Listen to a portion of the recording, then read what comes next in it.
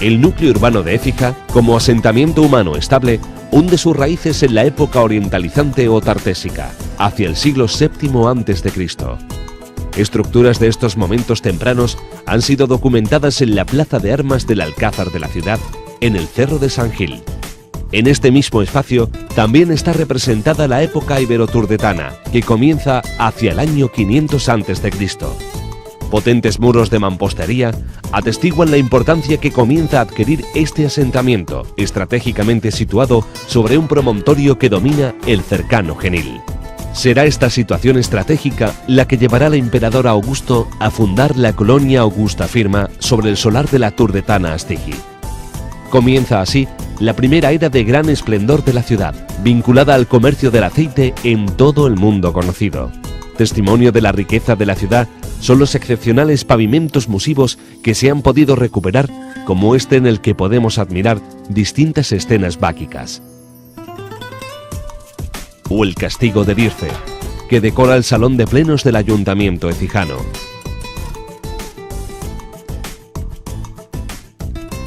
O el mosaico que fuera recuperado en los alrededores de la iglesia de Santiago, con un triunfo dionisíaco en su emblema central, rodeado de diversas escenas mitológicas.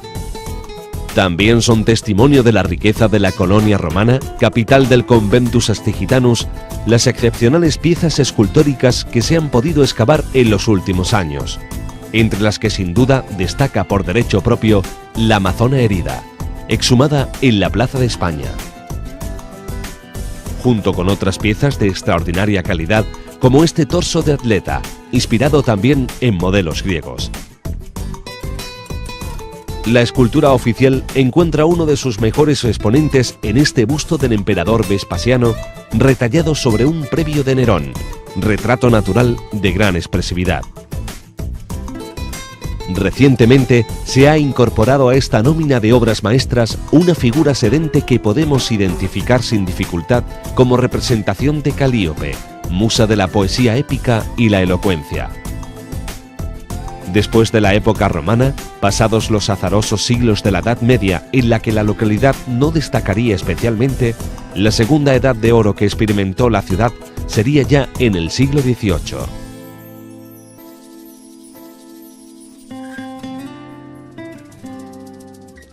En este siglo, como resultado de una nueva prosperidad económica, se produce una verdadera eclosión de la arquitectura ecijana, todavía visible en sus iglesias y palacios, ejemplos de primer orden del barroco.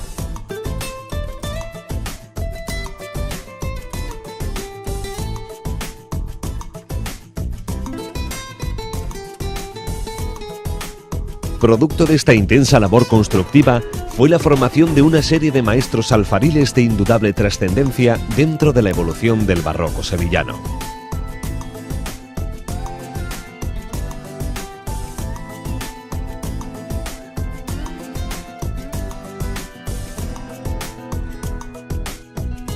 Algunos monumentos de primera fila puede que deban sus plantas a arquitectos extraños a la ciudad, pero su ornamentación es típica de su comarca.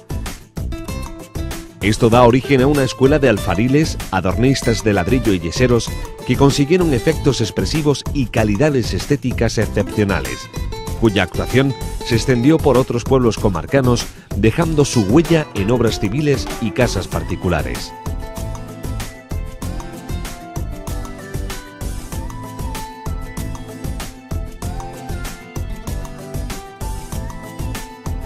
Entre estos alfariles hay que mencionar a los maestros mayores José Páez de Carmona, José Pérez Bueno y Fernando Martín Bizarro, que actuaron en la primera mitad del siglo, Antonio Caballero, maestro yesero autor de las más bellas decoraciones de bóvedas e interiores, a los Ruiz Florindo, de Fuentes de Andalucía, y a los arquitectos neoclásicos Abundio de Sousa y José Díez Acevedo.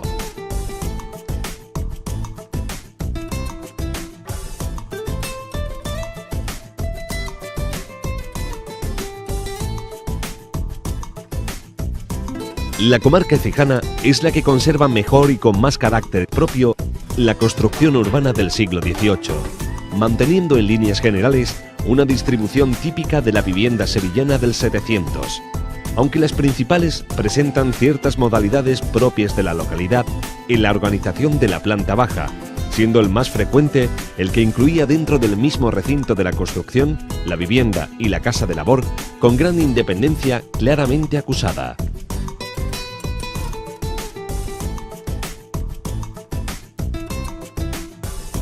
Las fachadas con gran riqueza ornamental que se componen en ladrillo en limpio o enlucidos con pinturas al fresco, portadas construidas en piedra o en ladrillo cortado y los miradores, elementos muy expresivos de estas fachadas, teniendo algunos la categoría de torres.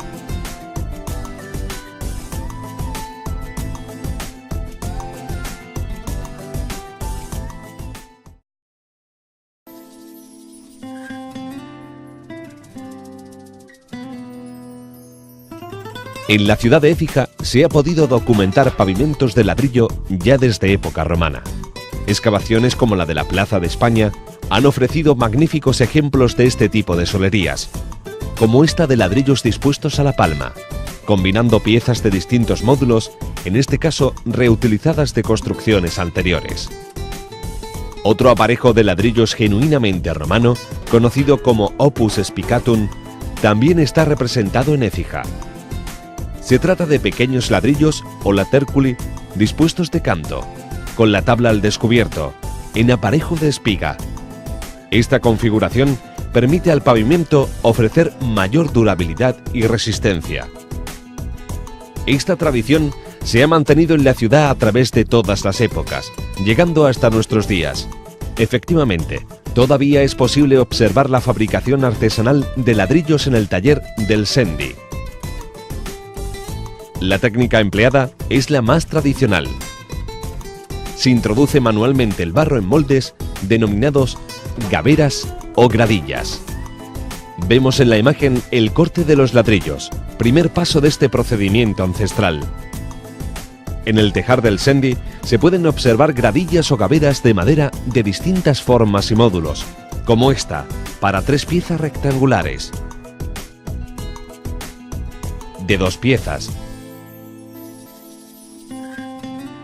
también para ladrillos moldurados que permitirán realizar creativos dibujos en el pavimento. Tras el corte del ladrillo, se procede a su secado, en grandes estancias especialmente acondicionadas para ello.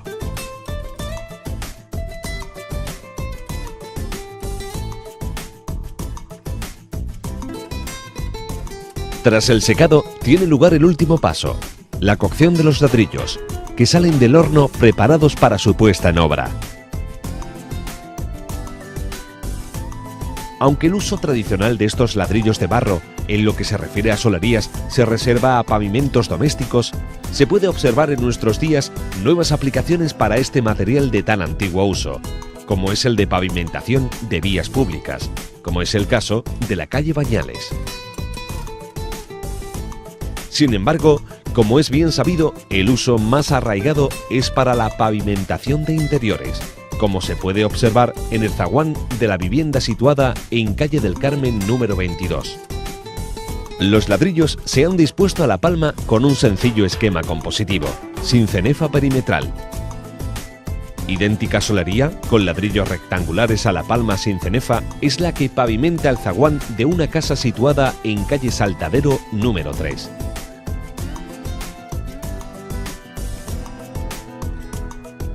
En Emilio Castelar número 14 se puede contemplar un aparejo similar, de ladrillos rectangulares, en este caso con una cenefa compuesta de ladrillos dispuestos de canto, enmarcados a su vez por piezas con su tabla al descubierto.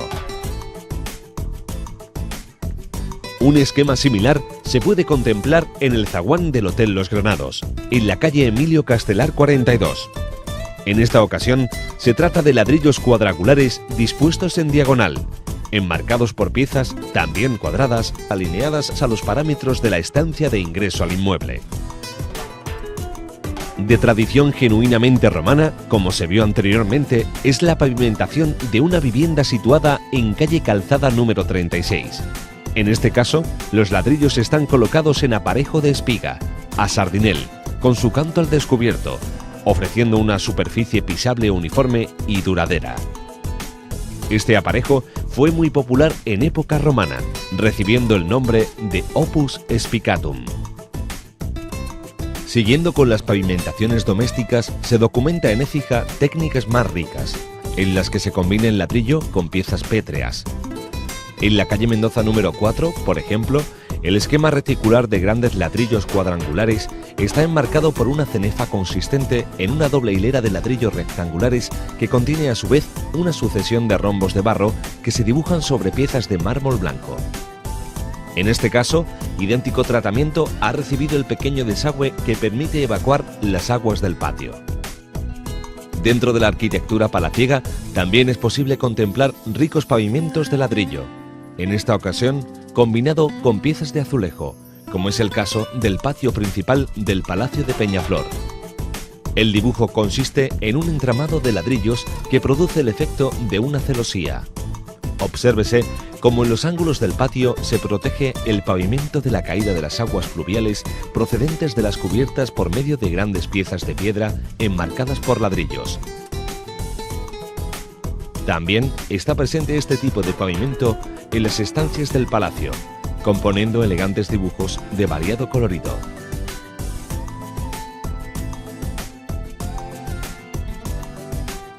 Este uso tradicional se ha mantenido en edificaciones más recientes, como se puede ver en el zaguán de la plazuela de Nuestra Señora del Valle número 3. Se trata de una composición de ladrillos cuadrados contenidos en una retícula constituida por azulejos con decoración figurativa y pequeños tacos de barro dispuestos de canto. También están presentes en Écija pavimentos mixtos, en los que se combinan, por ejemplo, los ladrillos de barro con guijarros, como es el caso del patio de una casa situada en la calle Joaquín Francisco Pacheco número 4.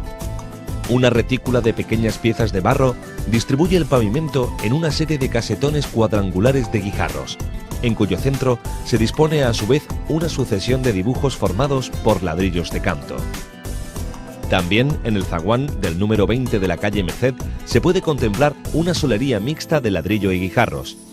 Las diminutas piezas pétreas componen un dámero diagonal en blanco y negro, rodeado a izquierda y derecha por ladrillos dispuestos en plano.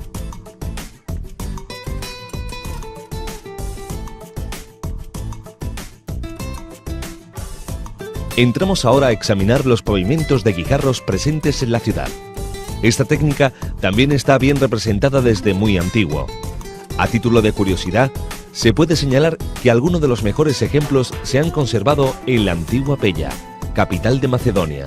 En esta ciudad se ha excavado tantos sencillos pavimentos con composiciones geométricas como representaciones figurativas de una riqueza extraordinaria, dibujadas con diminutos guijarros de colorido variado. Volviendo a Écija, se ha podido documentar arqueológicamente este tipo de solería en diferentes domus o viviendas particulares de época romana, con una técnica que se conocía como opus barbaricum. Las pequeñas piezas pétreas angulosas pavimentan las estancias sin componer ningún dibujo, presentando una superficie uniforme. Vemos en la imagen un pavimento romano de estas características, sito en el solar del antiguo Cine Cabrera. Ya en nuestros días, este pavimento se observa ampliamente tanto en espacios públicos como privados. Tenemos en la imagen la calle Guerra, en la que el pavimento de guijarros está delimitado por uno de sus flacos por piezas de caliza blanca de diferentes módulos. Pavimentos más recientes, como el de la calle Santa Florentina, también recogen esta tradición. Una doble hilera de adoquines de granito componen una retícula de grandes casetones cuadrados con guijarros en su interior. Este tipo de pavimentación está presente en los principales palacios écijanos, como el de Benamejí. Allí, desde la misma entrada, contamos con algunos interesantes ejemplos figurativos. El pavimento de guijarros es una opción ideal para el tránsito de caballerías. Más adelante, entre el patio de entrada y el central del palacio, se encuentra un interesante pavimento mixto en el que se alternan los guijarros con las losas cuadrangulares de mármol. Decoración geométrica. Idéntico tratamiento se puede encontrar también en el patio de entrada del Palacio de Peñaflor. también en la zona de tránsito de caballerías hacia las caballerías. Interesantes dibujos de inspiración vegetal con motivos dibujados con guijarros negros sobre fondo blanco. Siguiendo con los palacios, vemos un interesante ejemplo de decoración heráldica en la Casa Palacio de los Palma, sita en la calle Espíritu Santo número 10, en el zaguán de entrada. También está presente en edificios religiosos, como el Convento de las Teresas, donde encontramos una representación del escudo de las Carmelitas Descalzas, documentado desde finales del siglo XV. En él se puede distinguir en primer lugar un rizado que alude al Monte Carmelo, origen de la orden. La estrella de 6 puntas central representa a los carmelitos todavía en camino hacia la cima del monte, mientras que las otras dos, a derecha e izquierda de sus laderas, aluden a los que ya han terminado su ascenso y peregrinación. La cruz situada en la cima es propia de la provincia de Castilla en España y los carmelitas descalzos desde el siglo XVII. La corona, por fin, hace referencia al reino de Dios. Las casas particulares tampoco son ajenas al uso de guijarros para la pavimentación. Valga como ejemplo el zaguán de calle ancha número 15, con un esquema sencillo. También pueden admirarse complicados dibujos en variados colores, como en el patio de entrada al número 15 de la calle Comedias. Sobre un fondo blanco se recortan diversos dibujos de inspiración vegetal en rojo y negro. También son muy característicos los mosaicos conmemorativos realizados con piedrecitas, que recogen en general la fecha de construcción del pavimento o el inmueble, como el que se puede ver en el número 6 de la calle María Auxiliadora, en el que se lee año de 1893.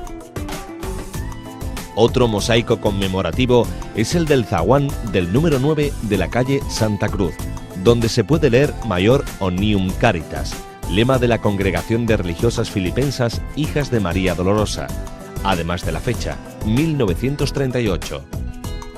Se trata del acceso al hogar de acogida de menores San Felipe Neri.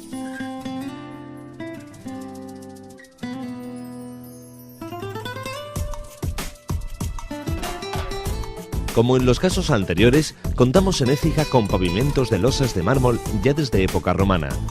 En la Plaza de España, por ejemplo, se tuvo la oportunidad de excavar una domus del siglo III, que reutiliza aplacados parietales marmóreos como pavimentación, utilizando una técnica conocida como opus sectile. Comenzando por los esquemas más sencillos, en torno a la mesa del altar de la iglesia de Santa Cruz, se dispone un sobrio dibujo geométrico de losas de mármol negro cuadrangulares, sobre un fondo de piezas de idénticas dimensiones de color blanco.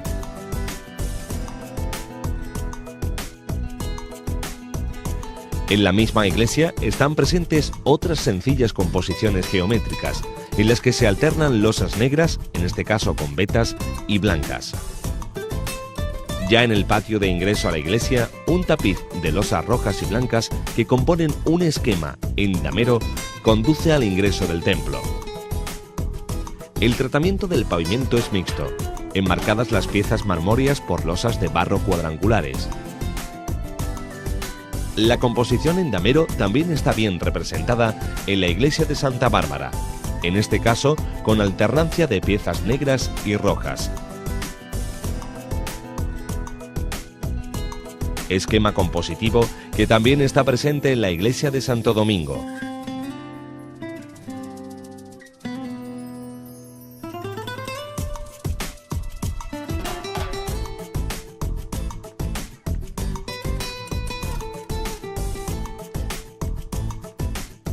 En el zaguán del 36 de la calle Cava, el dibujo se complica.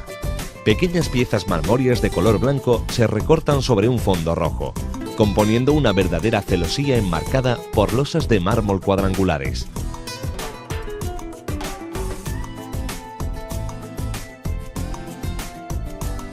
Entrando en el terreno del dibujo, encontramos un sencillo dibujo geométrico en la estancia de ingreso del número 2 de la calle Joaquín Francisco Pacheco, con 2 estrellas de 8 puntas concéntricas sobre fondo de damero. Vemos piezas marmóreas en blanco, verdoso oscuro, de Sierra Elvira y rojo de Alicante. En otro zaguán, En el número 3 de la calle Merinos se puede reconocer un motivo muy popular, la Rosa de los Vientos, estrella de 8 puntas, realizada en mármol negro sobre fondo blanco. Un dibujo similar es el del número 11 en la calle San Cristóbal, en este caso con la estrella de color blanco sobre un fondo negro veteado.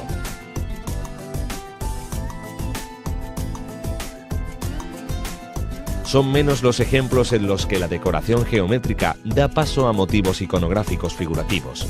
Es el caso que se puede contemplar en la iglesia de Santa Cruz, con 2 cipreses flanqueando la cruz.